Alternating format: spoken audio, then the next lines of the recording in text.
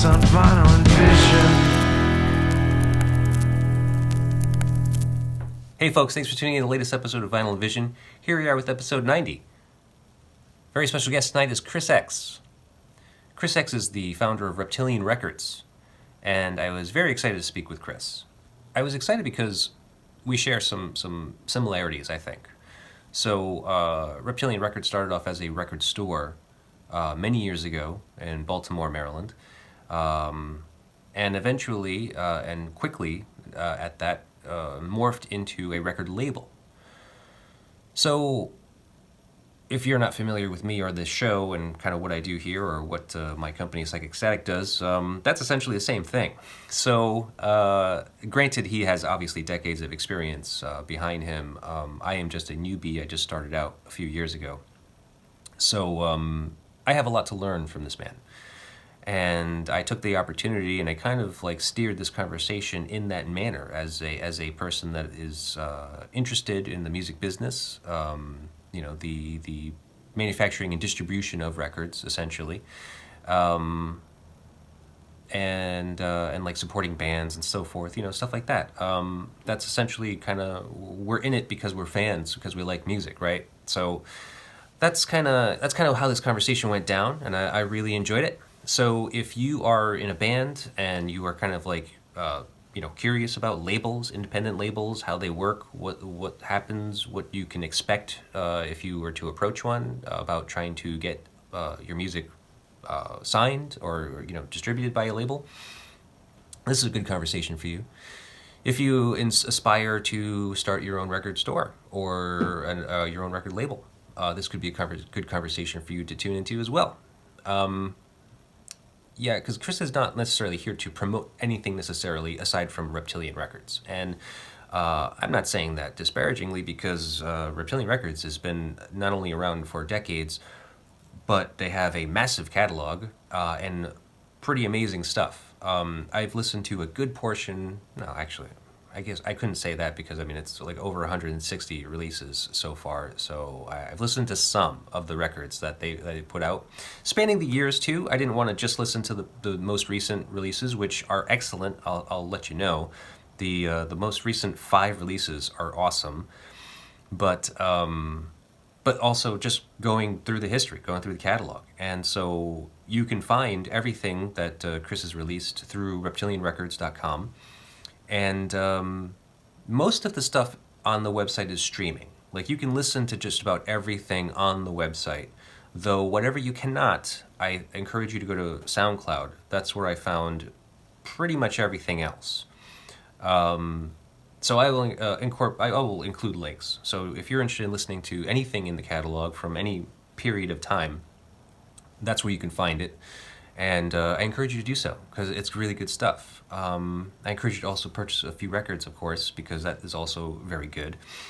And yeah, just explore. So I just want to say cheers to you folks. I'm so sorry that it took so long to get this show out. The holidays really fucked me up more than I was expecting.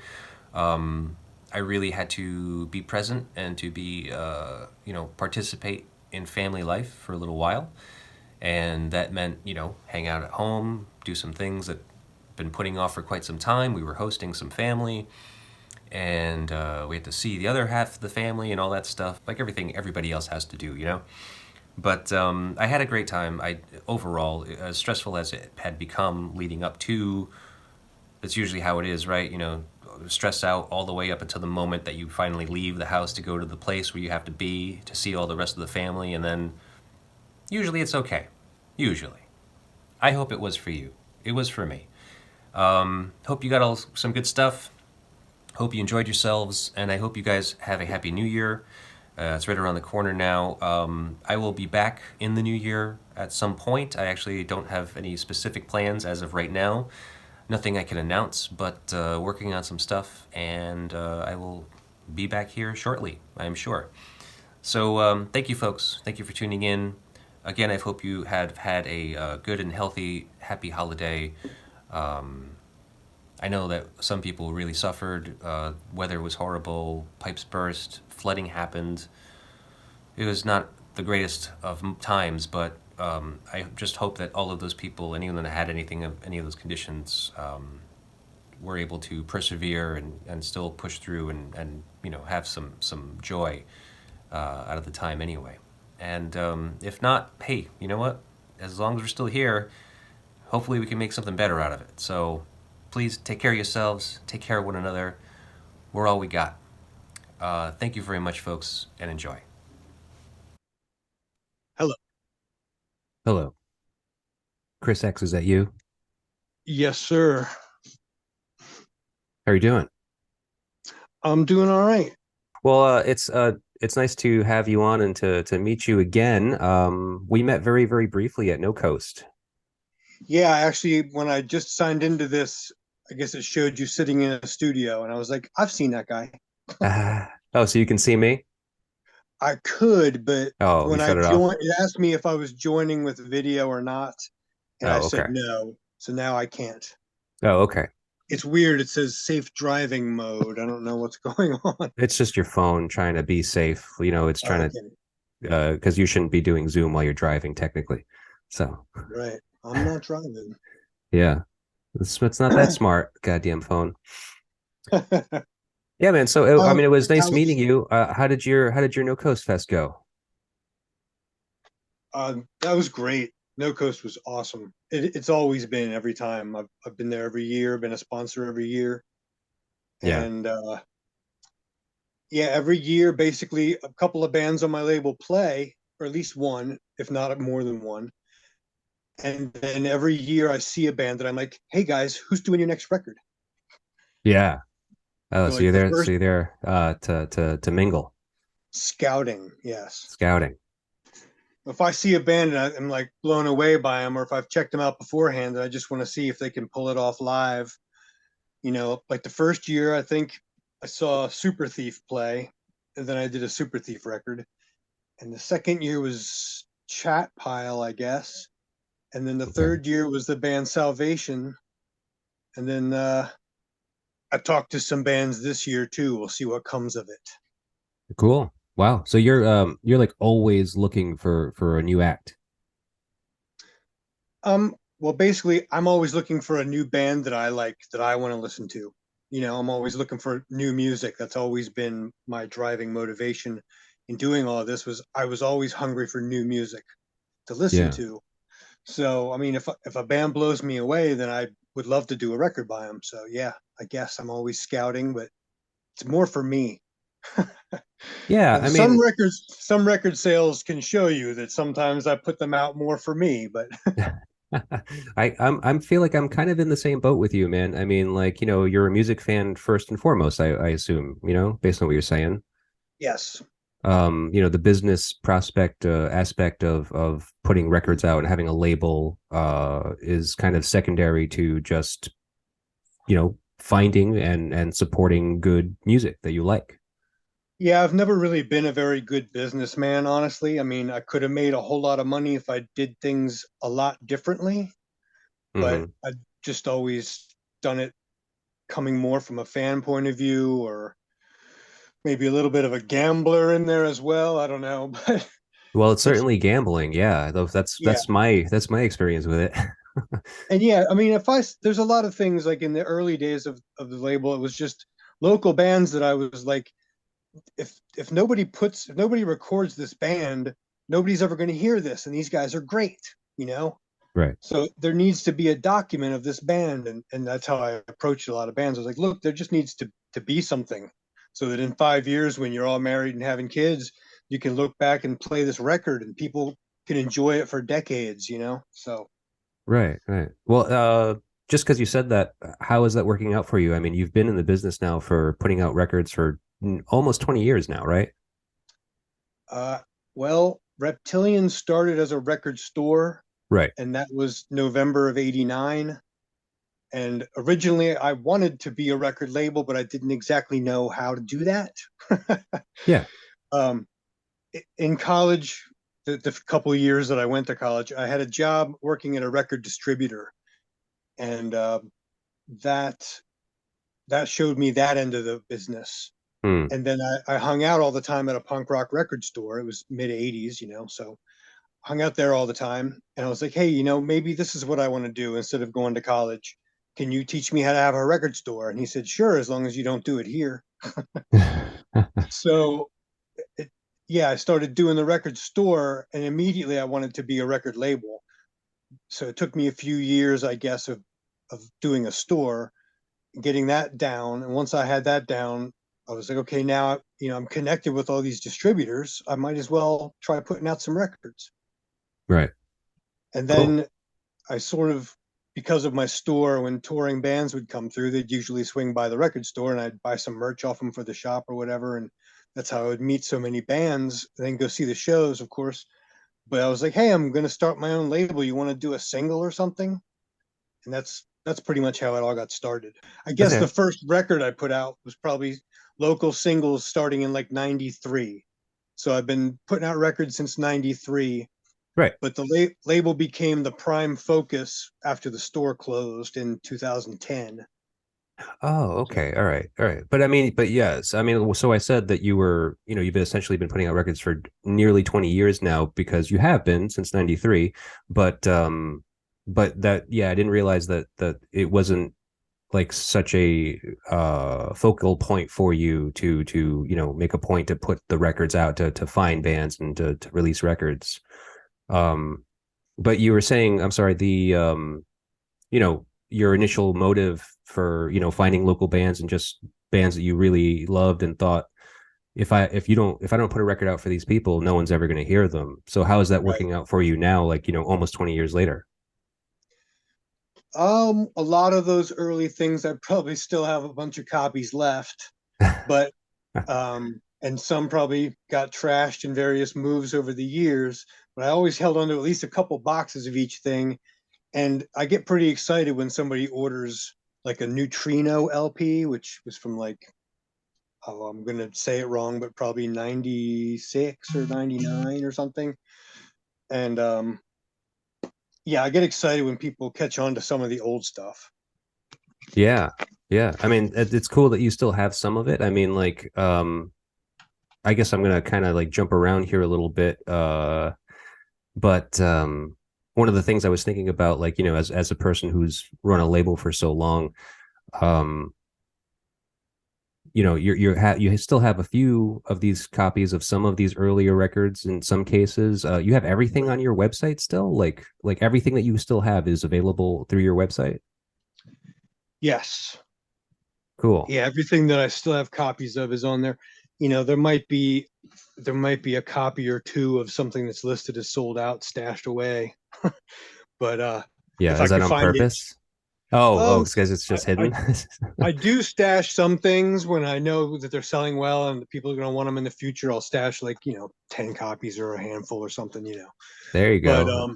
but I've also Reptilian has moved several times, so things get a little shuffled and a little buried because it's kind of like the warehouse at the end of Raiders of a Lost Ark.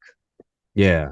Okay. Rows and rows of boxes of records and stuff. So Wow. So you just like keep on putting stuff out. Like, it's not a matter of put this record out, sell out of it or get as low as we can, recoup the expense, and then put another thing out. It's just like kind of just keep on putting them out as they come. yeah, I mean, I certainly hope and try to sell every copy of a record, but I don't hold up a new record because like I said, it's kind of a gamble sometimes. In some projects, I know that I care more about it than a lot of people will, but those are the ones where I feel like it needs to be documented that someday somebody is going to care and that people are going to be looking for this band in the future, Hmm. or just this band should exist so people in the future can hear it because maybe their ears will like it more than people do right now. Right. That happens too. Some of these things catch on later. Yeah, no, I know that. I mean, and as a person who works with records as a record store, record label, publisher, right, publishing company as well. Yeah. Um, this is a question I was going to kind of save for the end, but considering we're already kind of here, how do you feel about like record flipping and the kind of the volatile, validity, what's the how do you say that word? Volatility, maybe. Volatility of the record collector world right now? I kind of don't pay too close attention to it, honestly. I used to be all up in Discogs. I mean, my stuff's on there, but I don't really mess with it personally anymore. I get pretty shocked when I go to a record store and see what people are paying for things these days. Right. Um, like even my own records, my distributor had to talk me into my current prices. And they're like, everybody's charging 25 and you're still 20. I'm like, yeah, I Right. used to sell records in my store for 7.99. This drives me crazy. So, Right. I mean, Right. it's decades later, but True. Well, I mean, the um, cost of making records has gone up. So I mean, oh yeah, yeah, definitely. there is certainly an amount of inflation that you have to kind of project for when you're selling a new record that you've made. I know it's not about making money, but at the same time, it's just like uh, I don't know. I guess there was also that thing I heard that John Dwyer said that, like, I guess they did a tour overseas, like in Japan or something, and he just wanted to sell what they had because he didn't want to ship it back with him. So he was Right. just like, just try to sell it cheap. It's like, well, let me just mark this down and just let's fucking get these sold. And somebody that he was on tour with, so one of the natives said to him, was just like, you can't do that. It's just like, if you mark your stuff down, people are going to think that it's cheap and not worth it, so they're not going to buy it. It's like you have to price it according to what we have our stuff listed for, you know? Right. Well, when you're a corporation or a business that runs things by the books and you know keep track of every penny and stuff, then you do things like the nice price and knock all your stuff down to try to blow it out and all of that. Well, yeah, But of but I course. don't run it like a business so much as a fan club for music. It's like if I have a bunch of these, if it takes me a while to sell them, sure, that kind of hurts the bottom line of money to put out more records. But I try to schedule my releases to like a sure sell and then a gamble and then a pretty sure sell and then another pretty sure sell and then a gamble. Like I try to mix them up so Hmm. that I know for sure that those, something will be selling pretty steady while I'm gambling with the next one that nobody's ever heard of yet. So, Right, right. Yeah, that makes sense. I mean, but I've I mean, also gone into debt to put out records and borrowed money to put out a record, or ordered them to be pressed and then had to borrow money when they showed up. But oh yeah, that it gets paid off quickly if the sure, record sells. But sometimes, with putting out records, it's and book publishing, it's a lot of money up front. right. That's kind of Yeah, why I bowed out of the books and just stuck to records. Was It was so much upfront money and so much lead time. It's like really, for the books. yeah, yeah, Oh you're wow, spending so much money, like 6 months before you're allowed to sell a copy. So, right. Okay. or able Well, to sell a copy. then I definitely won't get into publishing. All right. It's good to speak with you. In this regard, I mean, I feel like we have a lot of stuff in common. I mean, you obviously are more of a veteran than I am. You've been doing this a lot longer than I have, but I feel like we have some similar kind of connections as far as what we do. Yes. Yeah, I checked out a Um, few of your shows. I agree. Thank you, thank you. Yeah, so let me just ask you this first of all, because it was one of the things that was in my mind. I thought I saw something about you moving to Texas. That's not true? Oh yeah, I'm in Texas. I've been here for a while. Oh, you are? Okay. Um, the label started in Baltimore, Maryland, and then when the store in Baltimore closed, wasn't too much reason to stay for me. Sure, I loved all my friends and still miss them, but I had opportunities to go elsewhere. Got married, moved to Philadelphia, so that was when it sort of became label focused because the store wasn't there to distract. Okay. And for a while, I mean, in the early days, the store supported the label financially for sure, Hmm. but it started to be the other way around towards the end of the store, where the store wasn't really doing very well. People were buying stuff online and streaming and all this other stuff. Right. And and then the label was sometimes floating the store, so that wasn't working for me. Okay. And so I you moved forget what the to question was now. Oh no, yeah, well, so you then moved you moved to Philly from Baltimore originally, right. and And then I was and there but for now a you've couple of moved. years. Yeah, there for a few years, and then moved down to Texas. And Why I'm Texas? well. my wife at the time's family was down here, and I figured I could run my label from anywhere, and that Austin was a music town. Hmm. So why not? I wanted to get out of the city. I wanted to get out of, after being in Baltimore and Philadelphia for my whole life, between those two cities. I was ready to be done with that. So I'm like almost an hour outside of Austin. I'm out in the sticks. Oh yeah. I live down Wow. a dirt road, the Reptilian compound. Wow. Crazy, Yeah, huh? it's wonderful. I love it. That sounds cool, man. I mean, like, I was just down there recently for No Coast Fest, and I've been there like one other time before, many years ago. It's an interesting city, Austin in particular.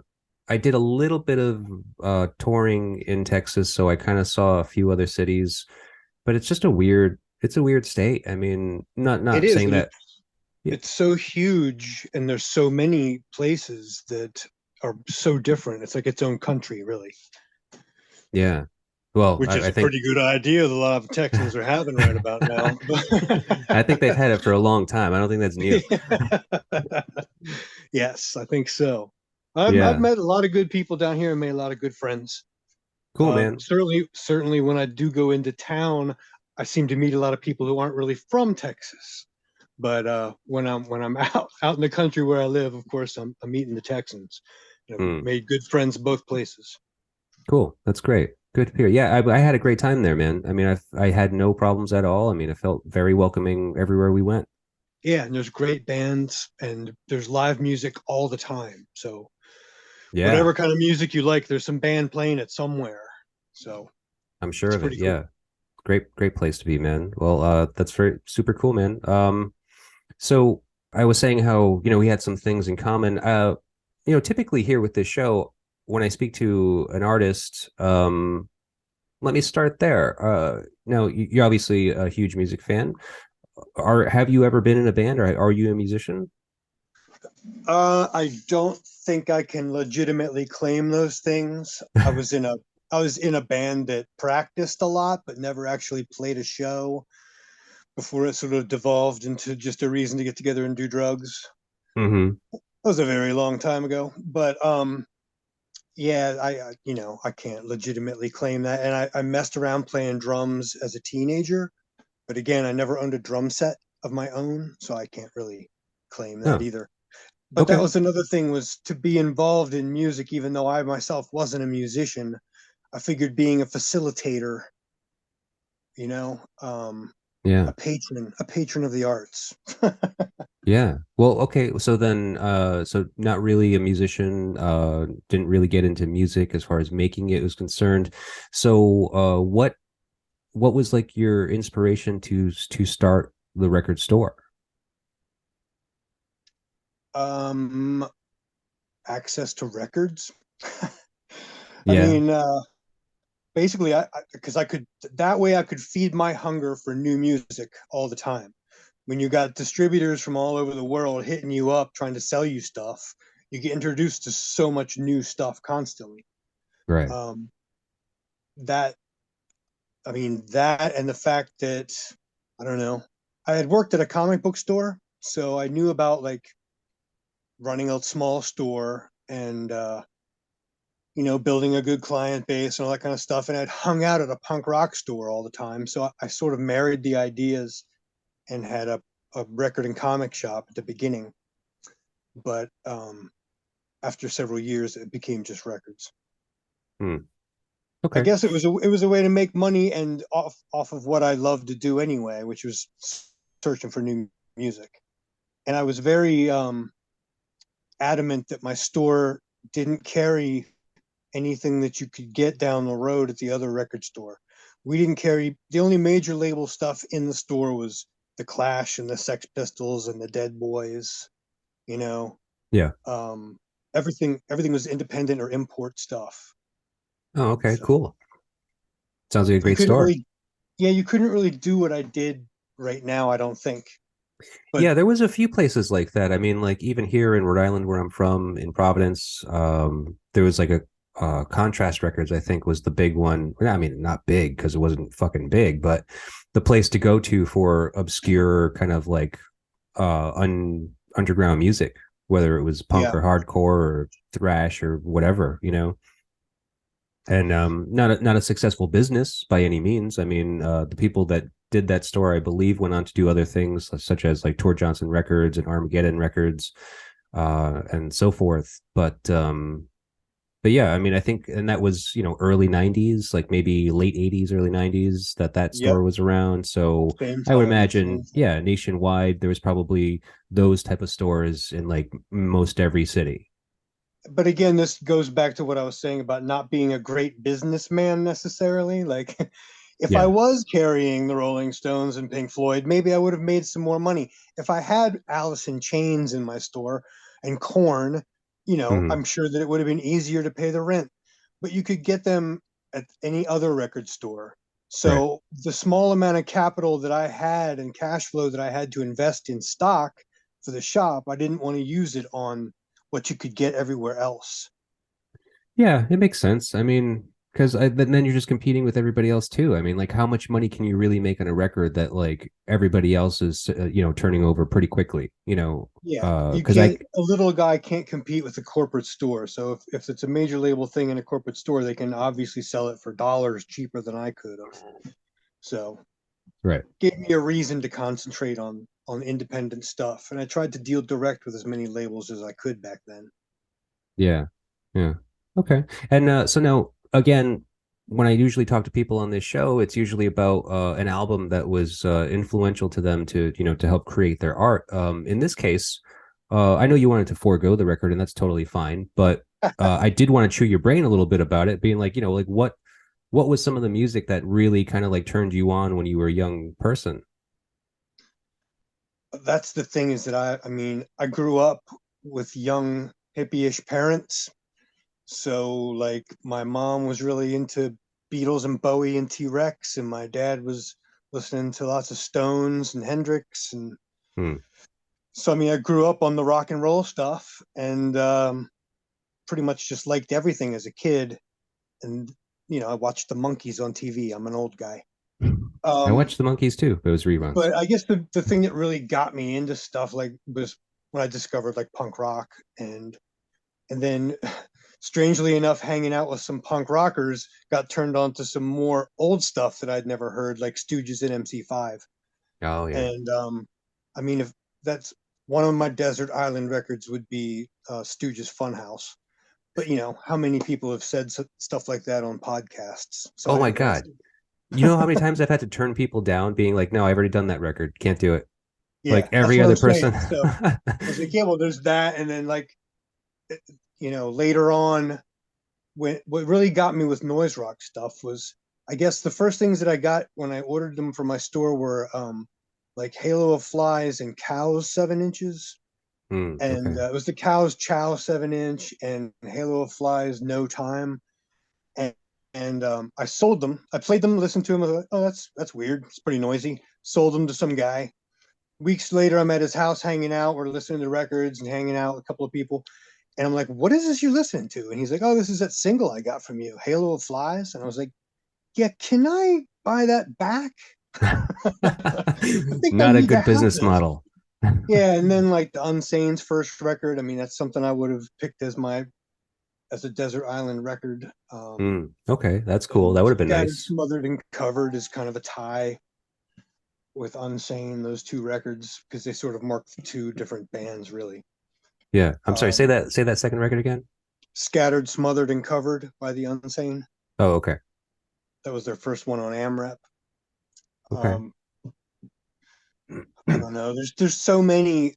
Like I sat and looked at my record collection and tried to think which ones were the top ones, and I couldn't really tell you. Yeah.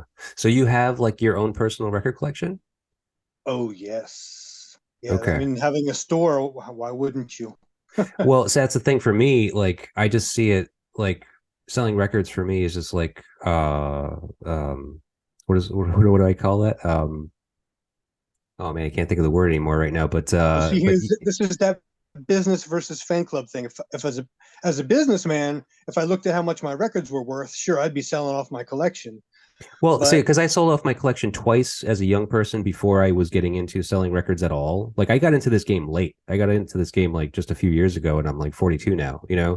So it was just, it was yeah, I all was just like 21 happened. when I started the store.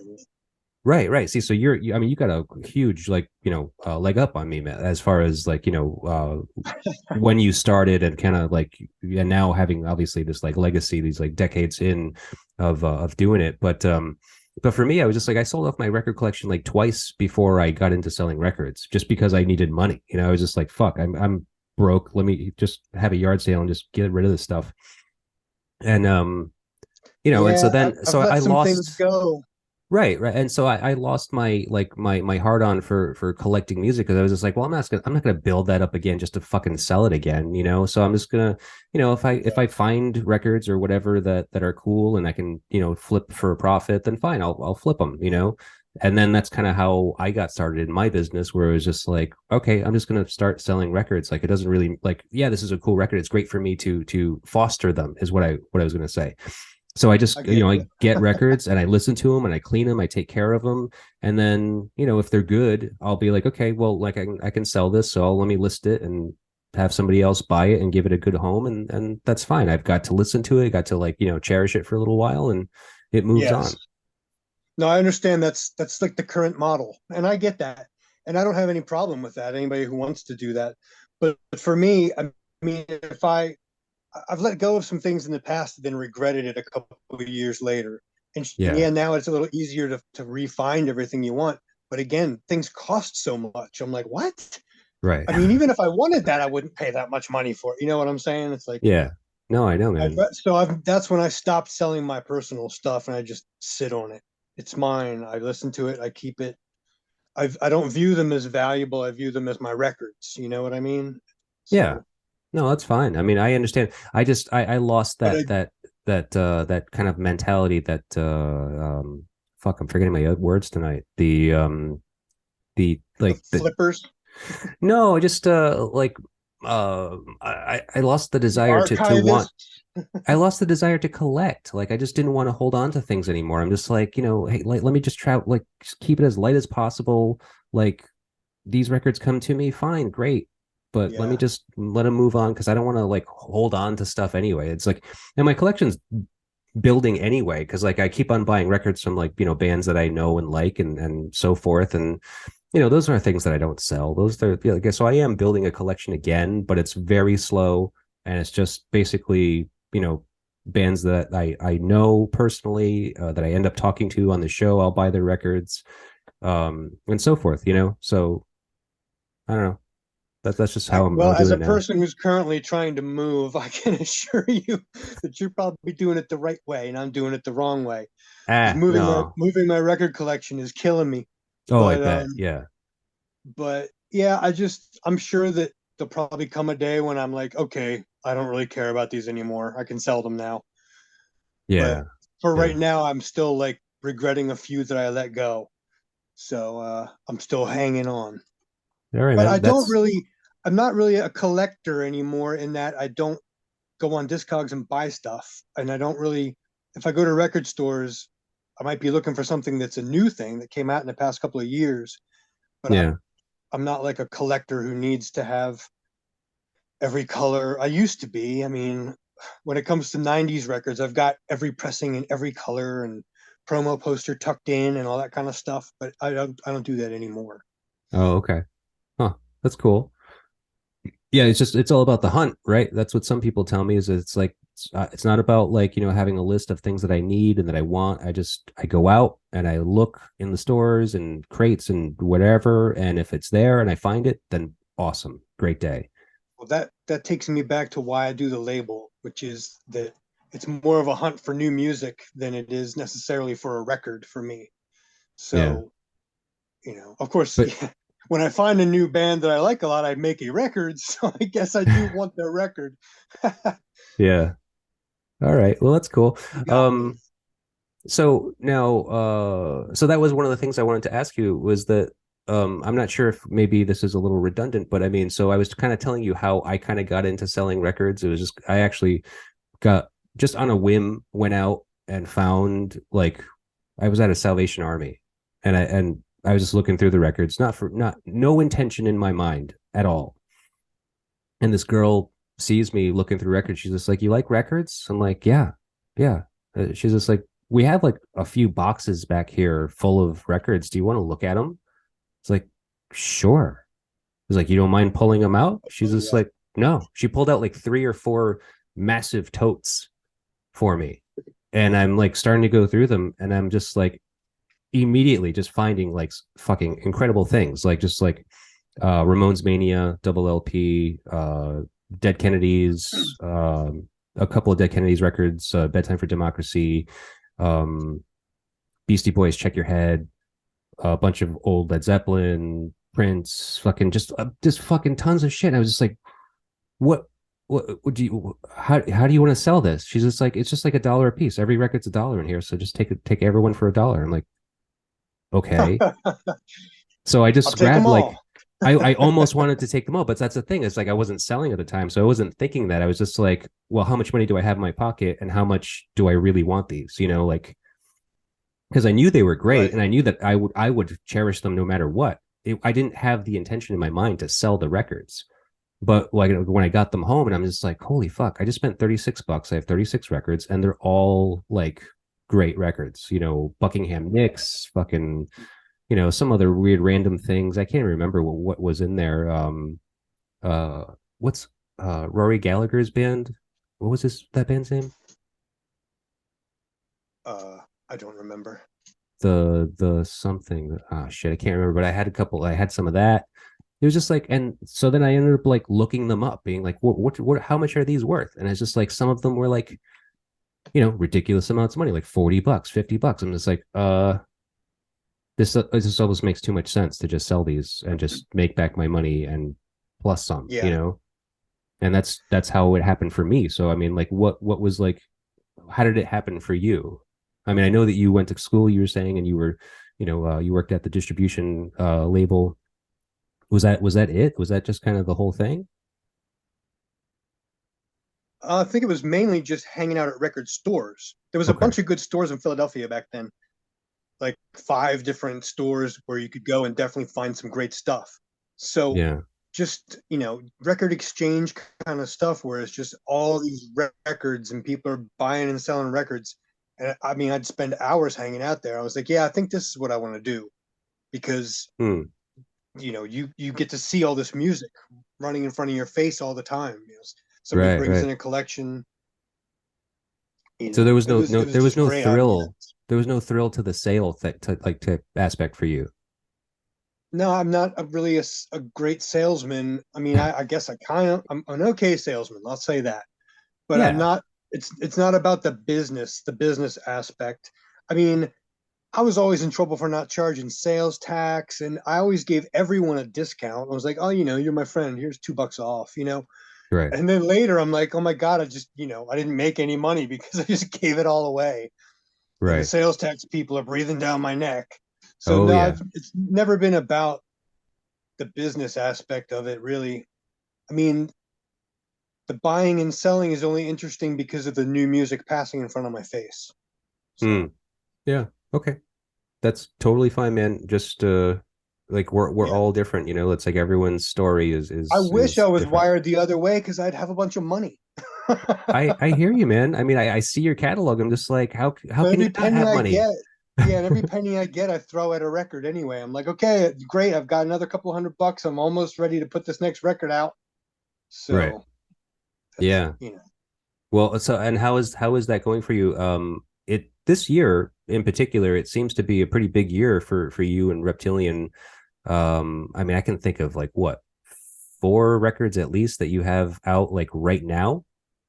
yeah, this year was a record-setting year. Get it, records. So, yeah, I pressed like 18 things this year. 18 Now, already? I think 6 of them, 5 or 6. I'm not looking at everything right now, but 5 or 6 were brand new records by brand new bands, and Yeah. then like 8 of them were old things reissued, like things that in the '90s that I put out on CD that never had vinyl, like Oh, the long okay. and Right. Lubricated Goat and this band Blank, and there was a handful that were, first time on vinyl, and then there was a handful that were just repressings, like some more Super Suckers represses and Easy Action represses. Hmm. But still, it was 18 orders at the record pressing plant this year, and Wow. that's more than I've ever done before. But releasing my old back catalog on vinyl for the first time was great, and I knew people would want that on vinyl. We've been wanting it since the '90s, so that helped facilitate the newer bands, the gambles. Yeah, But yeah. it's all great. And for these gambles, I mean, it's a pretty some pretty good stuff. I've been listening to Salvation to Mock, and Yes, I don't see them on this list here, but what was the name of that band? Desperate Living was the other recent one, and Yeah, Desperate Living. Prayer Right, right. Group from earlier in the year. Yeah, It's a so much good killer stuff, record. man. Yes, So how did you Sinking find these Suns. bands? Um, Desperate Living. I've known some of those guys for a while. They were in other bands like Ladder Devils and the Minor Times and Legendary Divorce, another band that I put out. Two of the guys were in that band. So Hmm. I mean, they've been on my radar. Just anything those guys do is pretty much great.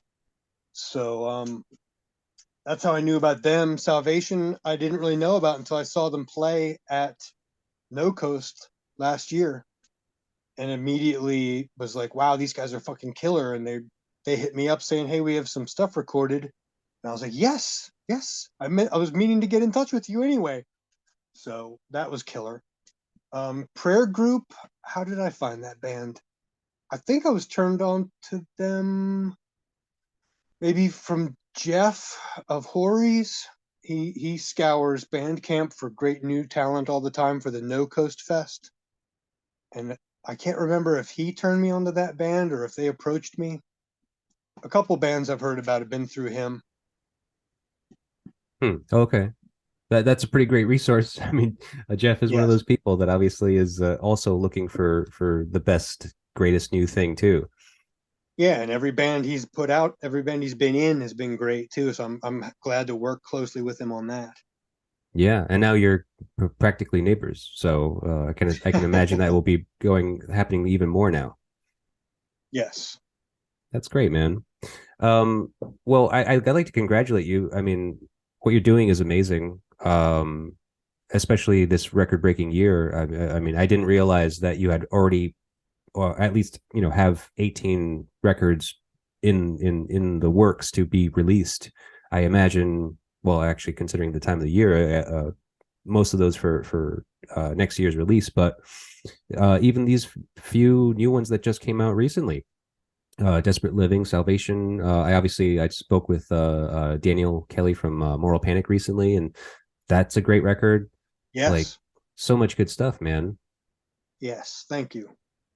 Yeah, no problem. I can't. I've branched out in how I approach some of it. Like some of the releases were four things I did this year were split label releases where I worked with other record labels.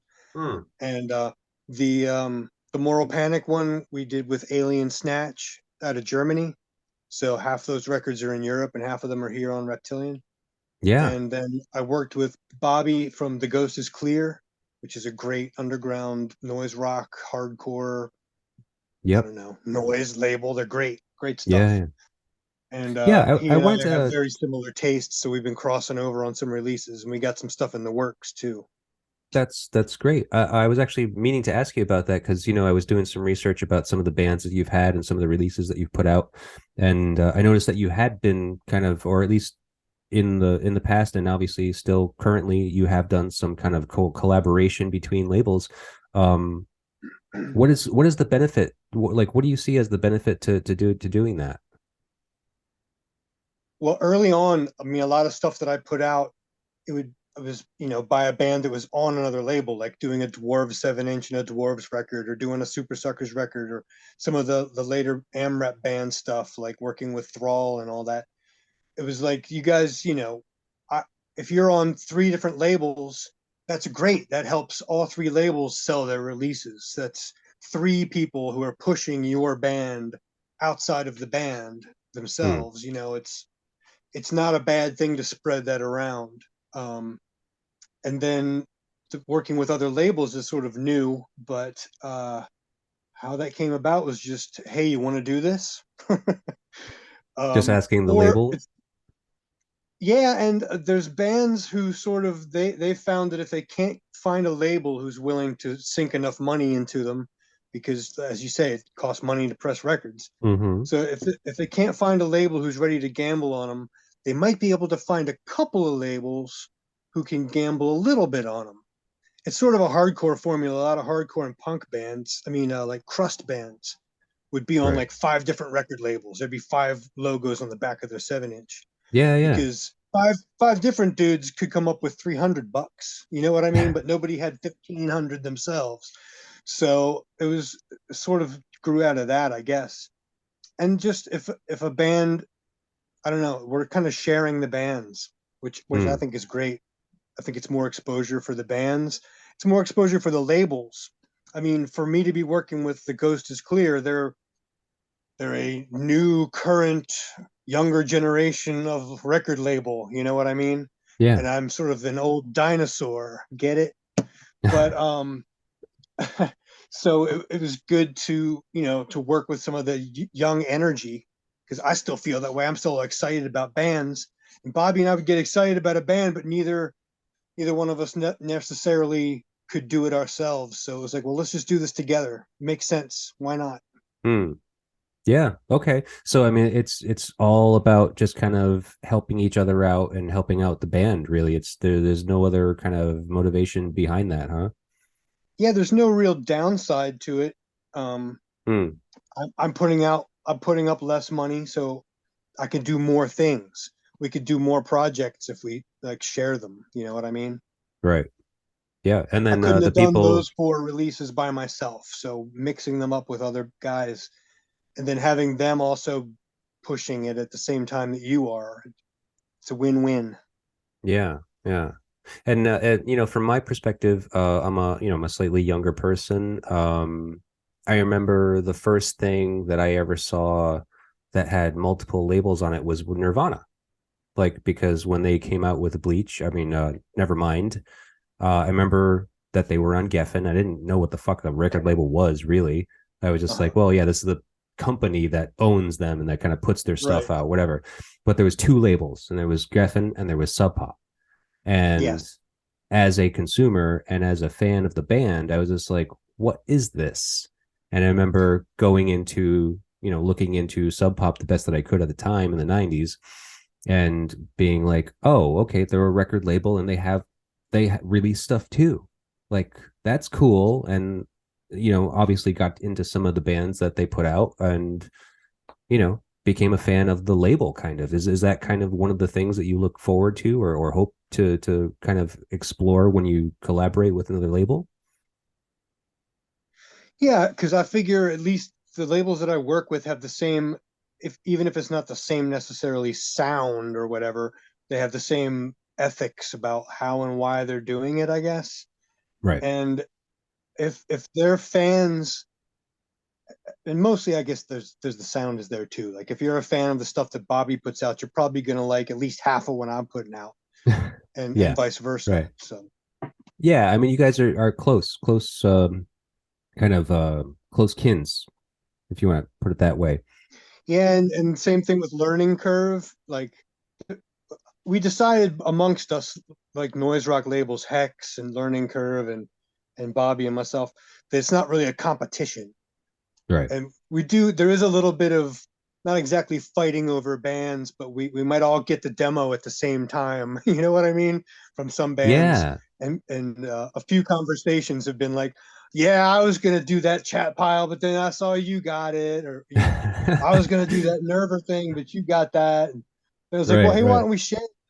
So Yeah, I mean, hey, that's and the band probably likes that too, right? If they're like, hey, we yeah, it sent our helps the band either way. They're gonna get their whatever their deal is. They're gonna get the same thing, but they're gonna have, like I said, the apparatus of four more machines behind them instead of Right, right. just one I wasn't even or thinking two about that, how motivations. like bands will shop their own demo a lot of the times to the labels that they want to be on, the ones that they know about, that they think that they might even have a chance on, you know? So Yeah, that's you know, pretty interesting. that might have been how I heard Prayer Group, because definitely there's a good chunk of my stuff that I put out that has been like just some random band mails it to me. Like, hey, check us out. What do you think? And I'm like, holy crap, yes. Oh, wow. That's great. Or and then there's some that I'm like, yeah, this is good. Let me hear when you do your next record too. If they make some progress, I hear potential, but Right. and Or a like few things I've done, people they come at me with like 4 or 5 songs, like, hey, we've got this great EP. I'm like, yeah, this is really killer. But if you give me like 3 more songs, it's an album. right, It, right. it, it costs the same to press an album as it does to press an EP. So it's I'm you learning. know, Yeah. yeah, yeah, that's a pain. That's a real pain because like the Desperate Living EP that I just put out, it's a one-sided 12-inch, and it's sort Yeah. of a concept with the song titles and the lyrics, so that all kind of had to be on one side. Because initially I thought about doing it as a 10-inch, but it kind of Yeah. all needs to flow. It's like one thing, so it needed to be like that. But it Yeah. costs the same to press that as it does to press just a regular Right. record. Right. Doesn't Right. matter how long it is; it costs the same to press it. So Yeah. Yeah. I Even the always 10 inch. urge I the mean, the 10 bands to inch give would me more. essentially cost you the same as a 12 inch, you know? Yeah, you really only save a couple $100 maybe, and Yeah. Oh, most of your savings is just in the shipping Jesus. because Yeah. it's lighter to send you 1,000 of those. So Huh. Yeah. It's a wild business. I mean, it's not for the weak of heart. I'll tell you that much. no. So, let me ask you a couple more things, and then I'll get you out of here. Okay. There's something that I was thinking about. I was looking over your catalog, and obviously you've been in this business for almost 20 years now. And you've been able to work with some really notable artists. Like Super Suckers, Dwarves, The Upper Crust. Um, is there anyone that's currently on your wish list? Um. Well, first, I hate to be correcting you, but Reptilian has existed for 33 years, and I've put out records for 26 or 7 years. Oh, okay. Yeah, No, please correct but me. I mean, I'm only going off of what I can see, like through Discogs and right, stuff. yeah, yeah. I guess a lot of the early stuff's gone or out of print. So, anybody on my wish list? Well, I mean, any band that I love, I would love to do a record by them. I would instantly say yes to the Cherubs. I would instantly say yes to more Chat Pile. I would instantly say yes to. Let's see who's still around that's any good. um, I mean, I don't know. I couldn't really get a band that's on a big label to step down necessarily to Reptilian level, but Hmm. Is that another there's is that another pun? yes. I don't know. I don't know. I mean, there's bands I want to work with, but I don't know that there's any big ones that are on a wish list necessarily. I mean, if I could bring back a band from the dead and put out their record, like bring back Steel Pole Bathtub and do a record by them, sure, in a heartbeat. Hmm. Um, Right. but Well, what about that? What I'm about the more looking for. reissue game? Have you I mean, obviously you've been reissuing some of your own things. Are you into the possibility of reissuing records that are currently out of print that you love? There's 1 or 2 more of my own catalog that I may do, and there's I would do things that I thought made sense. Um, I don't know. I don't know how many bands I want to mention, but Okay. like, okay, the band Slug, I would love to reissue all of their stuff. Um,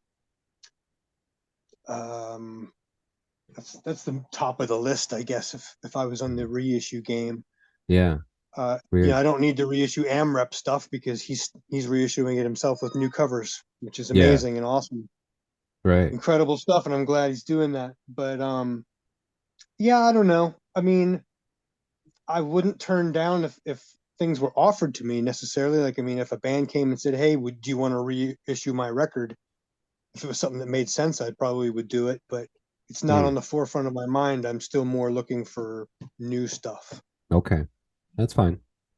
Cool, man. And so, speaking of, like, what is your criteria? I mean, aside from just being a fan, I guess. I mean, is there anything else that you think about before you say yes to somebody?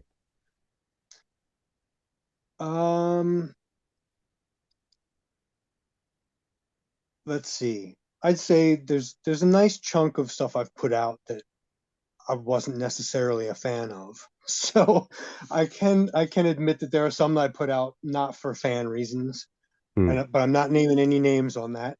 No problem. That's fine. But let's see. What exactly was the question again? I'm sorry. What's the criteria for or like Oh, what the criteria Yeah. besides being a fan. Fan is the main thing. If I personally really like it, then I want to put it out. Right. Other But than that, if I think that a band, if I see potential for them to get bigger, if I see potential for them to grow, then I like to be a label where a band does their first record or two, then they can go get famous. You know what I mean? Yeah. That would be great if that happened more often. I did the first Mastodon 7-inch, but they instantly signed a relapse after that. So it's like, let me have your first record or two, and then you can go get famous. And that's exactly what happened, right? That happened with Chat Pile for sure, and I'm very happy about that. Happy for them Yeah. that they're getting so much attention and so much success, like worldwide. It's kind of phenomenal. So yeah, I mean, if I see a band that I think has that potential, I really didn't expect it with Chat Pile. Honestly, I'm really, really excited about them. But the criteria, I don't know. It's a combination of if I think it's good or if I think they're doing something interesting or different. And if I see that they mean it and they're going to keep doing it. Like you can tell with some people, there's some young people in bands right now that I've seen where I can tell that they're hungry to do it and they're going to keep doing it. And this might be their third band and they're not giving up. You know what I mean? And they're getting better and they're earning their place basically. And if I see that in a band, that's, even if I personally am not a huge fan of it, if I see that they mean it and that they're serious about doing it, then I can support that. Yeah. Yeah. I was just gonna say there's not really a criteria or a checklist. I'll do odd things like, you can't really compare bands like the Upper Crust, as you mentioned, with Page 99. You know what I mean? Or I'll do very disparate things that they don't have to necessarily meet a sound similarity criteria. Right. Right. But I didn't know if you were like considering numbers, being like, oh, well, what's your fan base like? If you have to go see them live and like make sure that they can fill the room, something like that. Like, I want to see them live to see what I think of their live performance. I don't care if the room is empty. If I see a band live, it's about how they make me feel when I see them play. You know what I'm saying? Yeah. Like, Yeah. music is very visceral, physical thing for me with seeing bands live. When I had my shop in Baltimore, there was this club called Memory Lane, and there was shows pretty much every night. And I was there pretty much every night, like just seeing bands, whether I liked them or not. And so I like to see them more about seeing their performance than seeing them pack a room. There are some bands that I've worked with or that I'm looking at where, yeah, I do look at their band camp and see how much attention it's getting. And if it's getting a lot, well, that's a good sign. But if it's not getting a lot, that doesn't mean anything really. That might just mean that nobody else has caught on or heard them yet. Right. So it's not a criteria that has to be met necessarily, but I guess it's a factor that I do look at. Yeah. But I've definitely taken on some projects where I was a band that barely played out and didn't have any press and nobody knew who they were.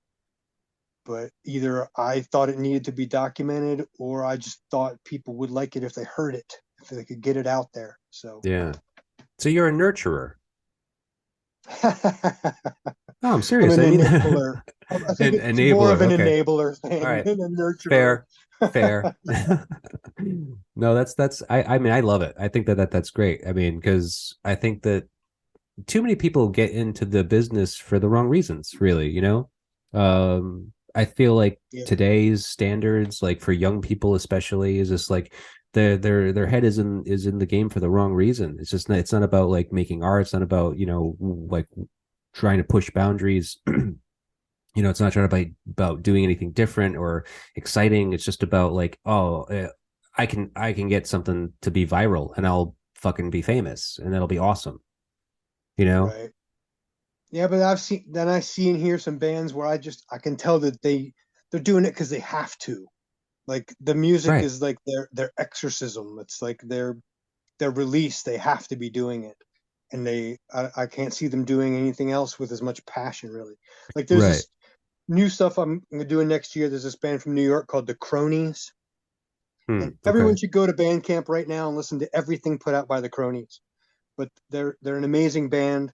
They're amazing guys. They're young guys who music is their life, and music, art, film. They're into all of it, and they're doing multiple things, multiple projects. But yeah, I'm really stoked on people like that. People that are, they listen to a lot of different kinds of music, and you can hear that in their music. But you can also definitely hear a love of '90s AmRep Sub Pop era stuff. Hmm. Like they're definitely a noise rock in a classic sense type band, I guess. But those guys and another New York band called the Venus Twins. It's Oh yeah. yeah, two twin brothers. Did you see them at No Coast? I didn't because I wasn't there that day, but I've listened to them and I checked in on them because it was one of the bands that I was going to approach about actually even doing the show. Yeah, that is some wild energy coming from those brothers. They are great, and people should check them out too. I'm looking forward to working with them next year as well. Oh, great. That's awesome. Yeah, because they were good. I mean, I listened to, I think they have like what, two records on Bandcamp or two like EPs or Yeah, they got a demos or bunch. I something. mean, a lot of it's EPs or singles, but there's a lot of Right. content on their Bandcamp for Cool. sure. All right. That sounds great, man. So now one more thing I wanted to ask you before we get ready to go. We've been talking, I feel like I've asked you about some of the bands you put out and why and so forth and kind of like business aspects of being a label. And it made me wonder what like as a record label and you approach these bands about putting out their music, what kind of like incentive do you offer to the band to have you put their record out? Um, I guess if I was listing qualities to the band of why why you should date me, um, I guess I mean I've got fairly good distribution. Yeah. I've got a reputation and people a little bit of name recognition, brand recognition, I guess. I mean, do I you don't think know that how even much of comes it, but up like when that you talk to bands? Like, do you even think that comes up with them? Like, do they ask you these questions? It's like, well, why should we put our record out with you? mm, I haven't really gotten questions like that. No, Okay. I mean we sit down and hash out a deal, but the initial thing, initially, most of the bands I've talked to have heard of my record label. So when I approach them, they like the idea. Yeah. And if they haven't heard of my record label, then I mention other bands that I've worked with, so that they kind of get an idea. And then if they were to want to know, why they should do it, I don't know. I'll treat them fair, and I've got fairly good distribution, and I believe in what I put out, so I try to push it. And I don't know. I Hmm. don't know exactly what I would say to that question. Yeah. I mean, But I mean, it's no financial incentives, and that's the business aspect. right, right. That's you sit down and hash that out, whether they want money or whether they want records, which they can then sell for more money. Um, some bands want product, some bands want money. I guess it depends on if they're going to be touring and things like that. Yeah. I mean, I guess most bands, especially most bands that you work with, are touring acts usually, right? I mean, so they're always going to want the record that they just put out to have at a merch table. I mean, it doesn't make sense for a Yeah, band to some of the bands play. obviously do better than others, but some of them like blow out of records when they're on tour. So they Right. make a lot more money that way than what I could just pay them. So Right. Okay. Yeah, so that's funny. I mean, like, I have very little experience with labels and stuff as an artist. Here in Rhode Island in Providence, there's been a few labels that I by people that I knew, like Ben McCosker from Load, and the bands that I know that I would speak with about, like, hey, who put this record out for you? Why? How was that? Why was that? And it was all pretty much the same thing. It was all like handshake deals. It was just like, no, we didn't really sign anything. We didn't sign a contract. They're not really giving us money, but they give us a handful of records, like a box full of records, and we sell those for whatever we want. And that's kind of like what we walk away with. And that's fine. it really, yeah, and that's a lot of it. That's a lot of the way it works. But I mean, some of them, like a lot of the reissues that I put out where the bands are not touring, I would write them a check instead of giving them records. You know what I mean? Mm-hmm. And when you're dealing with what you would offer bands, I mean, there's sort of a standard 17 to 25% deal, kind of. This seems to be industry standard these days, I guess. I don't know. At least in the circles I run in and talk to. So it sort of depends on how much each party puts into the project. I mean, it used to be the record label model was that the record label pays for the recording and then owns the masters and owns the record, and the band doesn't own their music anymore. The record label does. Right. But that's shifted a lot and over the years, and I don't really necessarily operate that way anymore at all. It's like basically I'm licensing it from the band. It's like, okay, well, because they usually come to me with a record. Like, here, I have this record. I've already made this record. I've already recorded it. I'm like, Right. okay, well, I'll get it mastered. I'll get some bells and whistles, pretty the thing up. We'll pay for some artwork. We'll get it all laid out nice and all that. And, you work out your percentage deals off of that sort of thing. But my usual handshake deal is, hey, let me be the person who quote unquote owns this record until I don't want to make anymore. Like, if I'm not going to press another pressing and you want more of them and I don't want to make them and some other label wants to make them, then sure, it's yours. Take it back and give it to them. But if I'm willing to keep going, let me keep it and I'll keep going and I'll keep giving you your cut forever. Right. We'll just keep making records together. Yeah. So yeah, I had contracts for a little while. Now it's more like, I guess, what this LA guy called a deal memo, where you just kind of write up your agreement for each other, but it's not like you all sit down and get it notarized and have a lawyer look it over. It's more like, hey, I'm going to do this and you're going to do this, and we agree. Sign here, or just shake hands. So yeah, right. Pretty cool, man. It's bitten me in the butt maybe 2 or 3 times, but after putting out 160 records, 2 or 3 bites on the butt are expected. Yeah, and that's a pretty good ratio. Yeah. Not bad, man. You're doing good work. I'm trying. Oh, of course. Yeah, we're all trying, but honestly, 26 years of putting out records is nothing to sneeze at. I mean, that's impressive, and then you're still doing it, and despite the current fucking debacle that is trying to make records in the first place, you're still able to do it. You're still doing it, and that's incredibly admirable. A few times I've wanted to stop, but then it's like, well, I don't really A, know how to do anything else, and B, want to do anything else. So, I mean, I've done some construction. I helped build a house out here in the woods for somebody, which was a year of my life where I learned a lot and worked with my hands. Learned you didn't want to do that again. Press a couple. Nope. Doing it once was great. I saw that project from beginning to end, and I feel good about it. Yeah. Don't need to do it again, but I do need to keep hearing new records and putting out new records. So cool, man. That's what I'll do. Well, that's great. Aside from a few of the bands that we talked about recently, that some of the latest releases from Reptilian Records, is there anything else that we need to mention that I may have overlooked? You mean more bands that we haven't named? I would like to No, name the band Sinking Suns. Sinking Suns, great record I put out. Great band. A lot of people don't know about them. They haven't really toured a lot. They're from Wisconsin. Cool dudes. Great band. Sinking Suns. Dark Days is the There's my record. plug for them. Or did you mean just any other topics we haven't covered?